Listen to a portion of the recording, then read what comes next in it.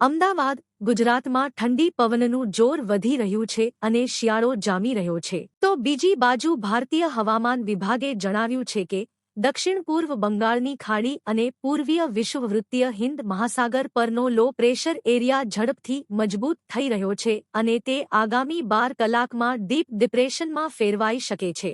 પરિણામે દક્ષિણ ભારતના ઘણા ભાગોમાં હવામાન આગામી થોડા દિવસો સુધી અસ્થિર રહેવાની ધારણા છે. ભારતીય હવામાન વિભાગે ગુરુવારથી તમિલનાડુ, પુડુચેરી અને કરાઈકલમાં ભારેથી અતિ ભારે વરસાદની આગાહીનું એલર્ટ જાહેર કર્યું છે. ત્યારે ઉત્તર ગુજરાત સહિત રાજસ્થાનમાં પણ રેકોર્ડ બ્રેક ઠંડી પડી રહી છે.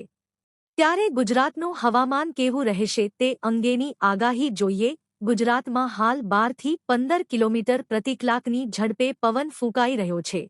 આગામી 9 થી 15 જાન્યુઆરી સુધીમાં પવનની ગતિ વધીને 16 થી 20 કિલોમીટર પ્રતિ કલાકની રહેવાની હવામાન નિષ્ણાતોએ આગાહી કરી છે.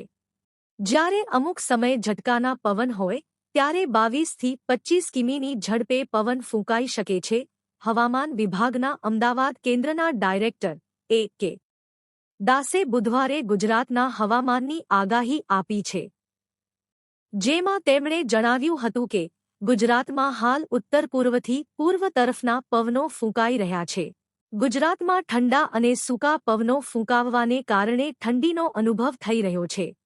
ગુજરાતમાં આગામી 7 દિવસ એટલે કે 13મી જાન્યુઆરી સુધી હવામાન શુષ્ક રહેવાની આગાહી છે.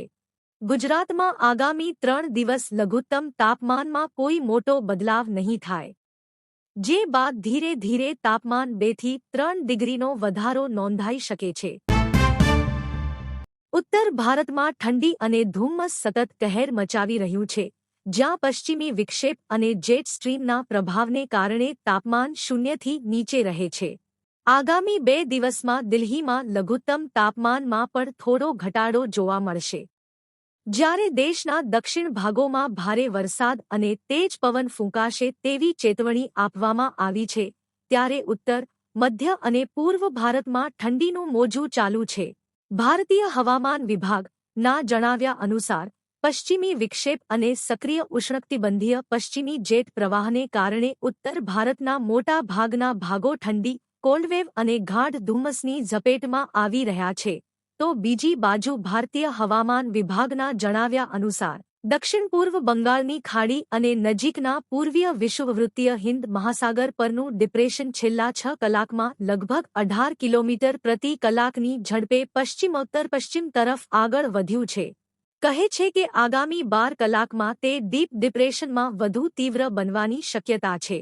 આ સિસ્ટમ પછી પશ્ચિમોત્તર પશ્ચિમ તરફ આગળ વધશે અને દક્ષિણ પશ્ચિમ બંગાળની ખાડીને પાર કરશે, જેના કારણે ગુરુવારથી તમિલનાડુ, પુડુચેરી અને કરાઈકલમાં ભારે વરસાદ થવાની સંભાવના છે.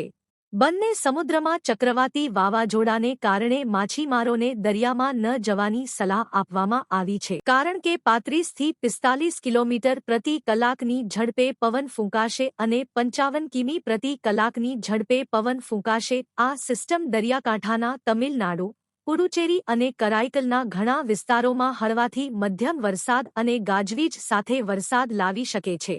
આ સમયગાળા દરમિયાન મયિલાદુથુરાઈ, નાગપટ્ટિનમ, તંજાવુર, તિરુવરુર, પુડુક્કોટાઈ અને કરાઈકલમાં અલગ અલગ સ્થળોએ ભારેથી ખૂબ જ ભારે વરસાદની અપેક્ષા છે. જિલ્લાઓ જેમ કે રામનાથપુરમ, શિવગંગા, તિરુચિરાપલ્લી, અરિયાલુર, કુડ્લોર, વિલ્લુપુરમ અને ચેંગલપટ્ટુ. રામનાથપુરમ, શિવગંગા, તિરુચિરાપલ્લી, અરિયાલુર, કુડ્લોર, વિલ્લુપુરમ અને ચેંગલપટ્ટુ જિલ્લાઓમાં ભારે વરસાદની ચેતવણી પણ જારી કરવામાં આવી છે. 0 જાન્યુઆરીએ વરસાદ વધુ તીવ્ર બની શકે છે. દરિયાકાંઠાના વિસ્તારો તેમજ આંતરિક જિલ્લાઓમાં વાવાઝોડા અને વીજળી પડવાની સંભાવના છે. કુડ્લોર, વિલ્લુપુરમ અને ચેંગલપટ્ટુમાં ખૂબ જ ભારે વરસાદની સંભાવના છે, જ્યારે ચેન્નાઈ, પુડુચેરી, નાગપટ્ટિનમ, તંજાવુર, તિરુવરુર, કાંચીપુરમ અને આસપાસના જિલ્લાઓમાં ભારે વરસાદ